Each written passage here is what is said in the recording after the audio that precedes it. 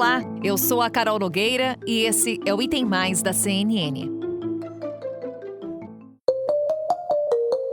Começa a ser pago hoje o Auxílio Brasil, o programa social que substitui o Bolsa Família. A expectativa do governo é de ampliar o programa até dezembro para 17 milhões de famílias, ou cerca de 50 milhões de brasileiros. Até outubro, mês passado, 14 milhões e 600 mil famílias eram contempladas pelo Bolsa Família. Um valor médio de R$ 400, como foi antecipado pela nossa analista Thais Arbex, deve ser pago já agora no dia 17. O problema é que este valor é para o programa em longo prazo. Agora, no mês de novembro, o governo ainda não tem acesso aos R$ 400, porque ainda não tem a fonte de financiamento, que seria PEC precatórios. Então, a tendência é de que seja pago um valor de R$ 220, que depois, em dezembro, com a aprovação da PEC precatórios, o otimismo do Palácio do Planalto, você conseguiria compensar este valor pagando o que não foi pago em relação aos R$ 400 de novembro. Um ponto importante é a idade dos filhos das famílias beneficiadas.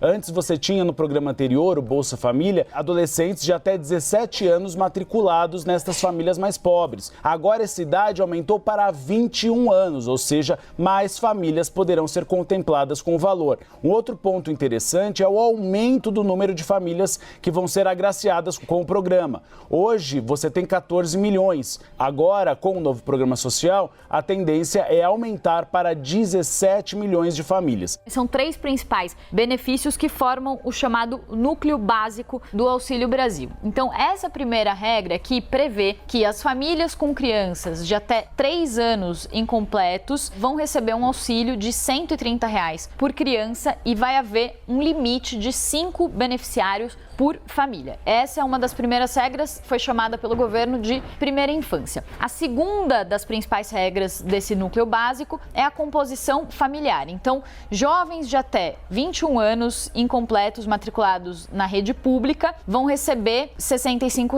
por integrante. Queria só detalhar aqui alguns pontos dessa regra. Então, são famílias que têm gestantes ou pessoas de 3 a 17 anos de idade ou 18 a 21 anos de idade que estão na educação básica, então vão receber R$ 65, isso é por pessoa, mas limitado a 5 beneficiários por família. E aí a gente vai para o terceiro ponto aqui desse núcleo básico, que é superação da extrema pobreza. Então, se as duas outras condições não forem preenchidas, a pessoa não conseguir, a família não conseguir atingir aquela linha da extrema pobreza que foi atualizada e agora está em R$ 100, se a família não atingir com os dois requisitos anteriores essa renda de R$ 100, ela vai receber o valor do auxílio para chegar nesses R$ 100, mesmo sem cumprir os outros dois requisitos, e aí o valor mínimo é de R$ 25 por integrante da família. Então, juntando essas três principais regras, elas formam esse chamado núcleo básico do Auxílio Brasil, mas além desse núcleo básico, existem outras 6 regras que, inclusive, economistas estão criticando muito, falando que são penduricalhos, a gente vai falar sobre isso, mas que também vão fazer com que outras pessoas em outras condições também sejam beneficiadas pelo Auxílio Brasil. Lembrando que nessas 3 primeiras regras, a família precisa estar abaixo da linha da pobreza, que foi atualizada, passou de R$ 178 para R$ 200, e vale falar que a linha da extrema pobreza também foi atualizada, passou de R$ 89 para R$ 100. Se a família não tiver abaixo da linha da pobreza de R$ 200, ela não pode receber, ou ela não recebe o benefício mesmo que se encaixe ali naqueles critérios que a gente acabou de mostrar. A proposta do Auxílio Brasil veio no momento em que o governo sofria pressão para fortalecer as políticas sociais, com a aproximação do fim do auxílio emergencial. O pagamento do benefício acabou no mês passado. Criado para atenuar os impactos econômicos provocados pela pandemia de Covid-19, o auxílio emergencial repassou cerca de 359 bilhões de reais entre 2020 e 2021. A equipe econômica argumentava que a manutenção do auxílio como um programa permanente seria inviável. Um dos grandes méritos do Bolsa Família sempre foi ser um programa muito simples. Ele pegou vários benefícios que existiam na época do governo Fernando Henrique e ali no governo do PT isso foi agregado e repassado de uma forma muito efetiva e muito focada para as famílias que mais precisam. O que preocupa os especialistas em distribuição de de renda, na forma como o Auxílio Brasil está sendo criado, é que está sendo feita uma série de auxílios auxiliares ali. Mas tem incentivos para quem for bem no esporte, incentivos para quem ir bem na área científica, incentivos para quem conseguir emprego formal. Parece que tudo vai numa linha correta, mas será que isso vai ser aplicado de uma maneira efetiva? A gente sabe que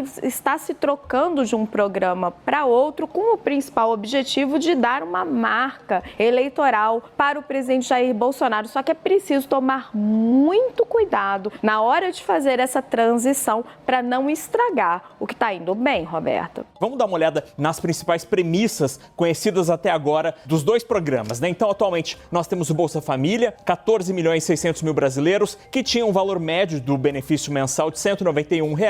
Isso antes da pandemia. A pandemia alterou tudo isso, obviamente, e o orçamento de 2019, o último ano inteiro, com o Bolsa Família tradicional, 33 bilhões. Até agora, o que nós sabemos, 17 milhões de brasileiros no novo Auxílio Brasil, R$ 300 de valor médio ou mínimo, depende de quem você ouve lá em Brasília, e 60 bilhões de reais, uma estimativa do orçamento desse programa. Chama atenção para esse número, Márcio, 17 milhões de famílias beneficiadas por esse programa, a estimativa ou projeção do governo, e lembrando que o auxílio emergencial de 2021 começou pagando para 39 milhões de famílias. Portanto, nós temos uma diferença de 22 milhões de brasileiros aqui. Além disso, há uma fila de mais ou menos 2, 3 milhões de famílias à espera do Bolsa Família. Portanto, são os 25 milhões que a Thaís mencionou. Na próxima tela, a gente tem um retrato um pouco dessa classe D e E que vai receber o novo, que recebe o Bolsa Família e tende a receber o novo programa. São famílias com renda de até R$ 2.800. Obviamente, essas famílias são privilegiadas dentro dessa parte da pirâmide social brasileira. São 55% das famílias brasileiras que estão nessa classe D e E. E que em 2021, com o empobrecimento da classe média, aumentou a expectativa de que aumente em 1.200.000 famílias nessas classes D e E. Ou seja, são famílias que estavam na classe C e caíram. E mesmo com o aumento de famílias, a renda disponível, segundo a Tendências Consultoria, deve diminuir em 14%. Inflação, desemprego, todos esses problemas afetam muito a disponibilidade de renda para essas famílias. Por isso é tão importante ajudá-las. A gente tem quase 20 milhões de brasileiros hoje, Márcio, em situação de insegurança alimentar, passando fome.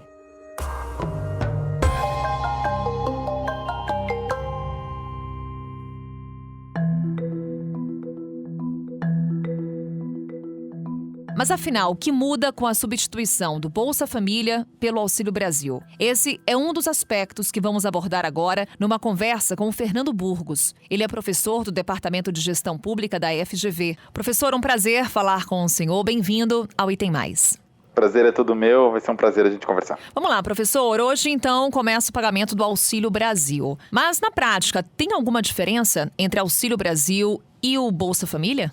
Bom, vamos lá. Eu vou começar falando sobre as similaridades do programa. Eu acho que os dois são, tecnicamente, aquilo que a gente chama de um programa de transferência de renda com condicionalidades. O que isso significa? O governo faz um pagamento, entrega um benefício para a população e, em troca, cobra o cumprimento de algumas condicionalidades, que estão relacionadas à educação e à saúde, principalmente, né? No caso, tanto do Bolsa Família quanto do Auxílio Brasil. Então, acho que esse é o ponto que eles são parecidos. E o que difere entre um programa e o outro? Eu diria que um é bem feito, foi bem implementado. Tem problemas, tinha problemas, o Bolsa Família, sim, mas ele foi aprendendo, as equipes de governo que formularam e depois implementaram o Bolsa Família, eles foram aprendendo com os erros ao longo do tempo, Carol. E eu acho que esse é um elemento muito importante do ponto de vista de políticas públicas e do ponto de vista de políticas sociais, especialmente aquelas que lidam com os mais pobres. O Bolsa Família tinha algumas características e, na minha opinião, fazia com que ele fosse um programa bem desenhado. Não só na minha opinião, ele ganhou vários prêmios internacionais, ele era reconhecido, inclusive, por pessoas da oposição ao, então, governo federal, ao governo do Partido dos Trabalhadores. E o Auxílio Brasil, na minha opinião, ele é aquilo que eu chamo de um programa mal feito, ele é um programa mal desenhado. Eu comentei com os meus alunos em sala de aula que, se eles entregassem um trabalho como era o formato da medida provisória, de 3 meses atrás, que eles seriam provavelmente reprovados na minha disciplina, Carol. Eu acho que esse é um ponto que mostra que é uma política que não foi bem desenhada e ela tem pontos que precisam ser repensados urgentemente. Então vamos a eles, professor. Por que o programa é mal desenhado? Vamos a eles. O primeiro, eu acho que é a questão da perenidade do programa. Um programa como os programas de enfrentamento à extrema pobreza e pobreza, a gente está falando de populações altamente vulneráveis, Carol. E aí não é possível que a gente pense num programa que vai ter uma data de fim, que a princípio é isso que a gente vai ter, né? A gente tem até 2022 está garantido o programa. Os programas de sucesso ou de relativo sucesso no enfrentamento à pobreza são aqueles programas que são programas permanentes. Eu acho que esse é um primeiro questão que vai afetar muito a questão, o dia a dia, o cotidiano das famílias mais pobres. Essa falta de previsibilidade, eu não sei se eu vou receber o Auxílio Brasil no mês seguinte, eu não sei se eu vou receber no ano seguinte, eu não sei se eu vou receber a partir de 2023. Isso é muito ruim. O segundo ponto, eu acho que é a questão de um programa que ele não respeita o arranjo federativo. Esse foi uma das grandes coisas que a gente aprendeu com o Bolsa Família, de que União, Estados e municípios, principalmente União e municípios, podem trabalhar juntos e eles juntos vão pensar em inúmeras formas de lidar com essa população, que é uma população extremamente pobre, é uma população heterogênea. Então, quais seriam as melhores alternativas de enfrentamento àquela situação? A gente está falando de pobreza rural, é muito diferente da pobreza urbana. A pobreza urbana de uma grande cidade é muito diferente da pobreza urbana de uma pequena cidade. Quando a gente está falando de famílias monoparentais, é muito diferente de famílias cujo pai e a mãe estão presentes no domicílio. Então, assim, a pobreza, ela é heterogênea, Carol. E aí eu acho que o programa não respeita essa característica, que é uma característica de quem sabe qual é a heterogeneidade da pobreza, é o município, porque é ele que está mais próximo das famílias mais pobres. E o programa não respeita isso. Depois, eu acho que o programa não fortalece a área de assistência social, que era o que a gente imaginava, porque ele é um programa, isso tem me causado bastante estranhamento, é um programa de enfrentamento à pobreza, que ele vem sendo discutido pelo Ministério da Economia, quando, na verdade, eu entendo que ele deveria estar sendo discutido, e nos telejornais, nos programas, ele deveria estar sendo discutido pela área do Ministério da Cidadania. O ministro da Cidadania deveria estar discutindo, porque, afinal de contas, esse é o principal objetivo do programa, que é lidar com as famílias em condição de pobreza ou de extrema pobreza. E nisso seria o fortalecimento do Sistema Único de Assistência Social. Então, eu acho que ele tem esses três grandes problemas. O Bolsa Família seria uma alternativa que a gente poderia ter mantido o desenho do Bolsa Família. Claro que ele precisava melhorar alguns aspectos, sim, e ele precisava aumentar o valor. A correção do valor, ela era urgente. Por quê? Porque a gente está falando de um contexto inflacionário que o Brasil vive e, ao mesmo tempo, de desvalorização cambial, ou seja, quando a gente fala de linha de pobreza e extrema pobreza no mundo, a gente está falando $1,90 por dia, isso falando sobre a linha da extrema pobreza, e a gente está falando de R$330 mensais, então assim, precisava efetivamente a gente corrigir isso. Agora, não precisava ter sido feita uma série de transformações que, na minha opinião, enfraqueceram muito o que era o programa de transferência de renda com condicionalidades, que era o Bolsa Família, mas também enfraqueceram a área de assistência social nos municípios e nos estados. Qual que é o risco de você enfraquecer uma área de assistência social, de não ter um programa social que ampare as famílias mais pobres? Na verdade é o seguinte, quando a gente fala de pobreza e extrema pobreza, a gente deveria falar no plural, de pobrezas e extrema pobrezas. A gente está falando de condições em que as pessoas estão vivendo que elas são muito diferentes entre si. Então, em alguns casos, a assistência social deveria fazer uma ação articulada com a educação. Por exemplo, agora no caso da pandemia, que muitas famílias, em contexto de altíssima vulnerabilidade, não conseguiram manter os seus filhos estudando, por conta de acesso à internet, por conta de equipamentos e tudo mais. Então, a assistência social fortalecida é aquela que vai se juntar à educação no nível municipal, num pequeno município lá do interior do Pará, ou do interior da Paraíba, ou do interior de São Paulo, ou na região metropolitana do Rio, e vai junto com o pessoal da educação dizer, olha, essa família aqui está precisando de apoio. Se eu não fortaleço a área de assistência social, eu acabo concentrando e pesando ainda mais na área de educação, na área de saúde e nas outras áreas. Então, a área de assistência social, ela precisa ser fortalecida, na minha opinião, primeiro, porque a gente tem um sistema único de assistência social. Isso está previsto na legislação brasileira. Segundo, porque senão isso vai estourar naquele técnico que está ali na ponta, que no caso da educação é o professor. Vai caber ao professor descobrir por que um determinado aluno não está em sala de aula e o que ele faz com os outros alunos que estão em sala de aula. Então a gente vai sobrecarregando as outras áreas quando a gente não tem uma área de assistência social forte. E o que o programa traz, Carol, que para mim também é uma coisa que me causou muita surpresa, é um programa que ele traz, ao invés de ele fortalecer as áreas que já estão previstas e que a gente sabe que a gente deveria tratar, porque pobreza é uma questão multidimensional, ele traz alguns elementos que não estavam no debate e que são absolutamente frágeis no desenho, que é, por exemplo, o auxílio esporte e a Bolsa de Iniciação Científica Jovem, que são os penduricalhos do programa que não fazem sentido. A gente já aprendeu, uma das coisas que o Bolsa Família foi uma grande evolução em relação ao Bolsa Escola e aos outros programas naquela época do governo Fernando Henrique, foi unificar tudo. Agora a gente dá um passo atrás, a gente cria novos penduricalhos para o programa. Então, por exemplo, a gente faz um auxílio esporte e a gente vai sobrecarregar quem está lá na ponta, no município, que vai ter que agora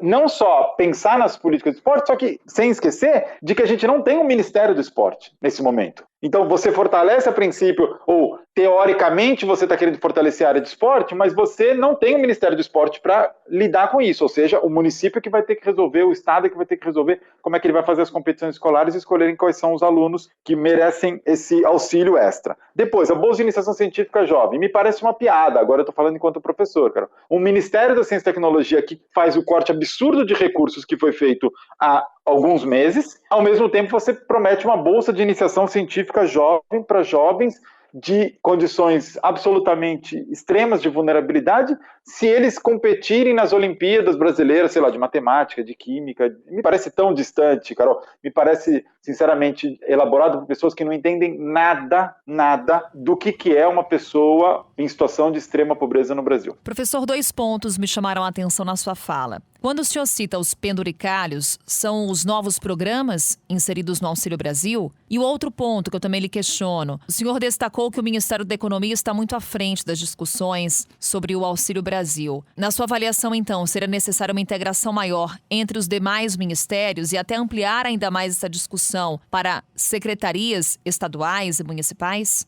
Carol, todo o mundo, não estou falando só todo mundo, todo o mundo discute que pobreza é uma questão multidimensional e que, portanto, precisa ser trabalhada com políticas intersetoriais. O que isso significa? Que os vários setores que atuam com a população em extrema pobreza deveriam estar juntos atuando. E aí eu não estou falando só de setores governamentais, embora eles sejam fundamentais. Então, a área de educação deveria estar, a área, obviamente, do Ministério da Cidadania deveria estar, mas no nível municipal a área de saúde precisa estar, até porque as condicionalidades são feitas baseadas, muitas delas, na saúde. Então, isso tudo precisa estar junto. O enfrentamento à pobreza, ela tem que ser uma estratégia de um governo inteiro, e não uma estratégia do Ministério da Economia ou uma estratégia eleitoral. Então, se a gente quer, de fato, encarar o problema da extrema pobreza, que infelizmente aumentou muito nos últimos anos, de uma maneira séria no Brasil, o que eu posso dizer, a gente fez um retrocesso gigantesco, porque a gente volta a discutir a questão da pobreza só sobre a questão se há recursos disponíveis ou não. E da onde vai vir, se isso estoura o teto de gasto ou não estoura... Essas discussões, obviamente, elas são muito importantes. Eu sou administrador público, sou professor de gestão pública, eu sei que elas são muito importantes, mas não me parece que elas podem ser prioritárias em relação à discussão do que a gente quer com um programa como esse. Quais os resultados que a gente espera? O que a gente espera daqui no final de 2022, no final de 2023, no final de 2030? Porque programas de superação da extrema pobreza, eles são programas de longo prazo. A gente está falando de uma geração, de uma série de homens e mulheres que não tiveram acesso à educação quando eles estavam na idade escolar e agora eles são os pais e mães dessas crianças. Então, isso leva tempo. E não me parece que o governo federal tenha qualquer preocupação relacionada com isso. Então, esse, para mim, é um ponto que a gente cobra a intersetorialidade, o próprio programa cobra a intersetorialidade no nível municipal, na implementação do programa, mas não me parece que houve a intersetorialidade na discussão do programa, no processo de formulação em Brasília. É pensar nos mais pobres, que, como o senhor falou, professor, pobreza é heterogênea. Então, pensar nos vários aspectos desse tema. Foi muito bom essa conversa e ampliar aqui a nossa visão com relação a esse tema. Obrigada. Até uma próxima, professor.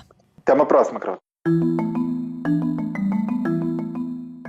Antes de chegar ao Palácio do Planalto, o presidente Jair Bolsonaro era um dos críticos do programa Bolsa Família. Em 2010, quando era deputado federal, chegou a chamar o benefício de Bolsa Farelo e dizer que o programa só servia para manter o PT no poder. Agora, Bolsonaro enfrenta alegações parecidas da oposição, que aponta o Auxílio Brasil como uma iniciativa eleitoreira e uma mudança para pior na rede de proteção social criada nos governos anteriores. O presidente Jair Messias Bolsonaro faz, com essa jogada, a tentativa mais clara, a maior ofensiva sobre um eleitorado que está ali muito vinculado à esquerda, à era Lula, atacando a maior marca da era Lula, não só no Brasil. O Bolsa Família é um programa premiado e reconhecido no mundo. E aí, é claro, o PT está vendo o programa ser renomeado, ter a sua base ampliada e o valor também. Como é que reage politicamente a isso, já que quer disputar no ano que vem com Bolsonaro? Na verdade, o PT ainda está estudando o que fazer. Com o aval do ex-presidente Luiz Inácio Lula da Silva, foi criado um grupo para estudar não só a medida provisória, como também a PEC, que vai viabilizar a grana para inflar o novo Bolsa Família, o Auxílio Brasil. Esse grupo é chefiado pela ex-ministra do Desenvolvimento Social e Combate à Fome, Tereza Campelo. Ela é economista,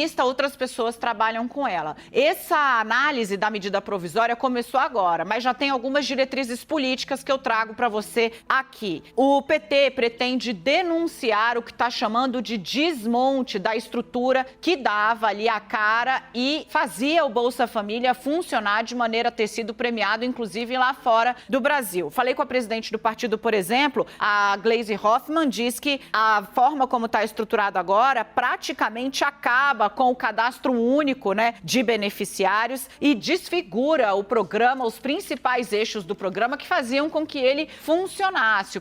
Injeção de renda direto na veia para quem vive na miséria, gente, tem um efeito muito forte. Isso vai tentar ser, digamos assim, comedido ali pelo PT como? Primeiro, explorando fartamente nos canais que forem disponíveis o histórico do presidente Jair Bolsonaro em relação ao Bolsa Família. Tem uma série de declarações do presidente, quando deputado, quando candidato, deslegitimando o programa, chamando o Bolsa Família até de Bolsa Farelo. Bolsonaro mudou o dia a dia no governo, claro, impôs uma mudança. E o PT vai explorar esse passado para dizer o quê? Que o que Bolsonaro está fazendo agora é oportunismo eleitoreiro. E mais, o PT também vai tentar ali trazer muito a questão de que o presidente, da forma como está estruturando, pode estar criando uma espécie de bomba, que não mostra exatamente como vai ser paga e que pode representar uma ruptura com o modelo que fez deste um programa sustentável por quase 2 décadas.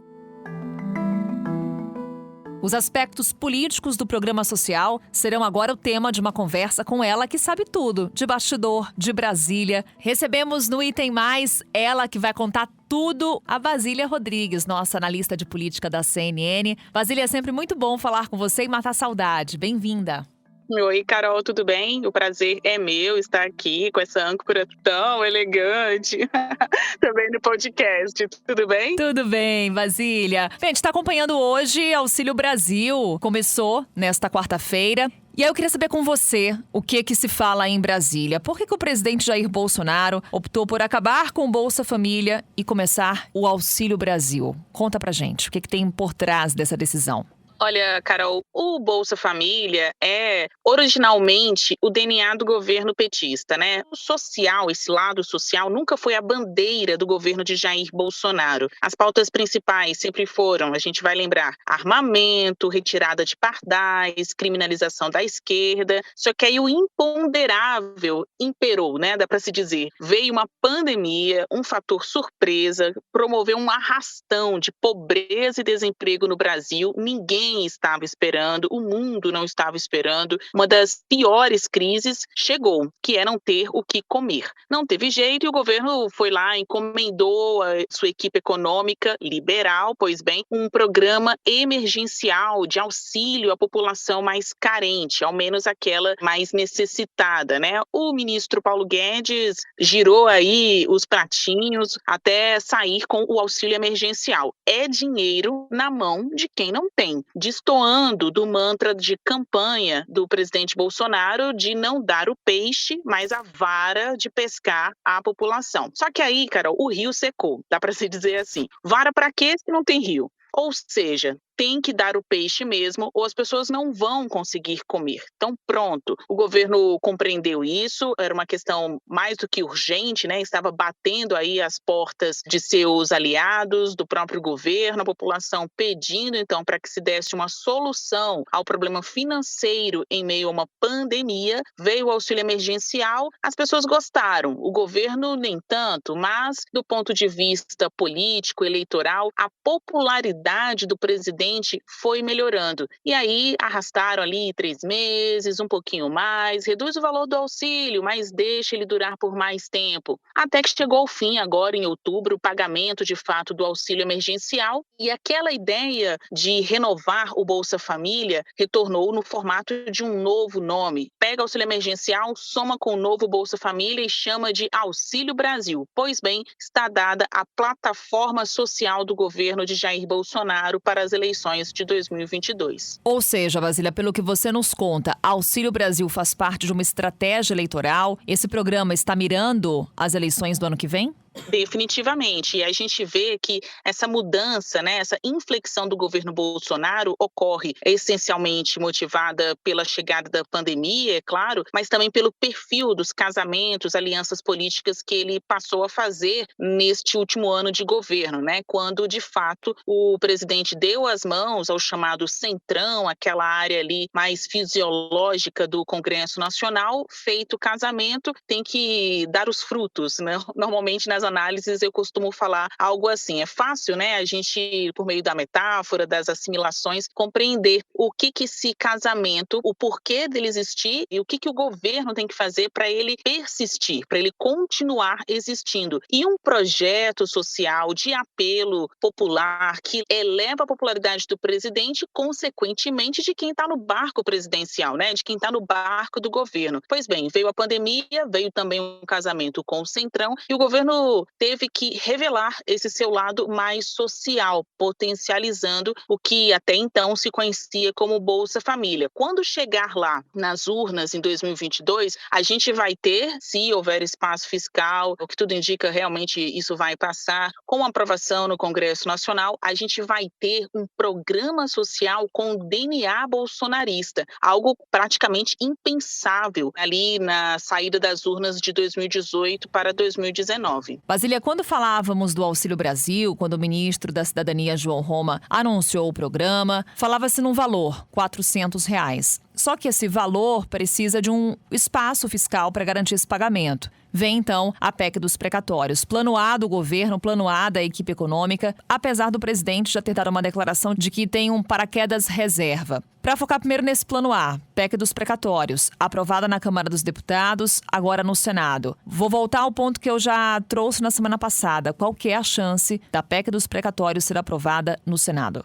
O governo conseguiu aumentar as chances de aprovação da PEC dos precatórios nestas últimas horas, né, fazendo um aceno muito importante para o setor empresarial, permitindo que eles deixem de pagar impostos sobre a folha de pagamento, aquela chamada desoneração de impostos, por pelo menos mais 2 anos. Esta é a renovação de um benefício que já estava aí valendo para vários setores empresariais. O governo esteve reunido diretamente, o presidente Jair Bolsonaro e representantes desses setores, né? São 17 setores, os que mais empregam no país, que agora poderão contar com esse benefício. E para ter isso, o que o Congresso tem que fazer? Aprovar a PEC dos precatórios. Ontem o governo passou a contar com esse apoio importante, porque ele garantiu um tipo de multiuso do teto fiscal, do espaço fiscal. Se antes se discutia, olha, a gente vai usar esse espaço aqui para pagar o Auxílio Brasil de R$400, aquele espaço ali para pagar de maneira mais alongada os precatórios, né, a chamada dívida reconhecida pela Justiça. Olha, abri aqui um puxadinho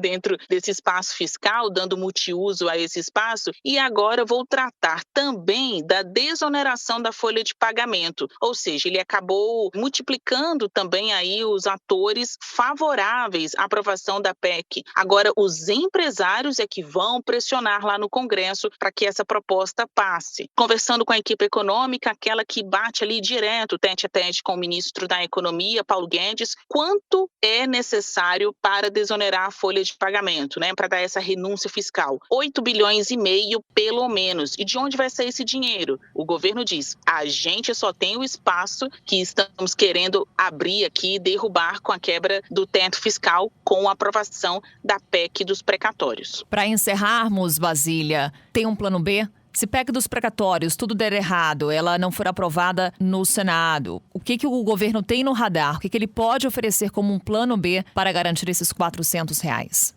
Dá para a gente falar assim, plano B factível e plano B impraticável, né? Porque o governo até teria outras opções, mas ele não quer fazer, ou então ele não tem apoio para fazer. Qual é o plano B factível? Abrir crédito extraordinário. Então é isso mesmo, é pedir dinheiro emprestado para poder pagar esse benefício mais turbinado à população mais carente. Aí a gente está falando de um conjunto de mais de 17 milhões de famílias, pessoas consideradas aí em estado de pobreza, né, e que necessitam de fato desse benefício assistencialista. Pois bem, e quais são os outros planos impraticáveis ou sem apoio do governo? Reforma administrativa, aquele texto que o governo encaminhou para o Congresso em outubro do ano passado e que nem ele mesmo tem se empenhado para aprovação. Uma vez aprovada a reforma, Carol, o governo conseguiria ter de economia nos seus cofres 300 bilhões de reais. É dinheiro para fazer tudo,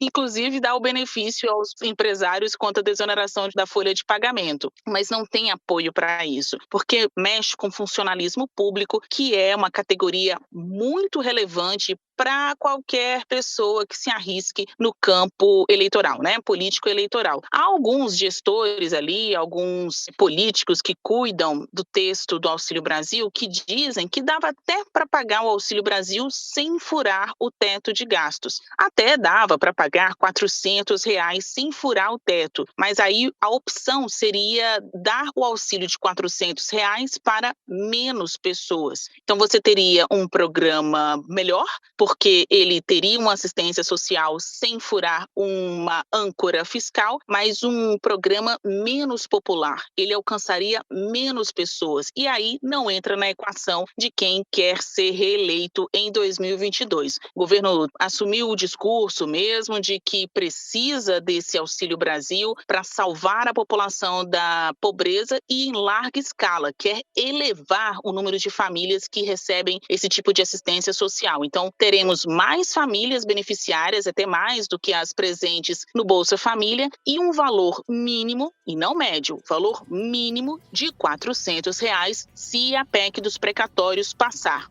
Tá bom pra você? Pois é, Basília, a conferir. Sempre com a tua ajuda, trazendo os bastidores pra gente e contextualizando tudo. Obrigada, Basília. Até uma próxima. Um beijo. Até mais, Carol. Beijo. A conferir sempre aqui no Item Mais também. A gente te espera amanhã.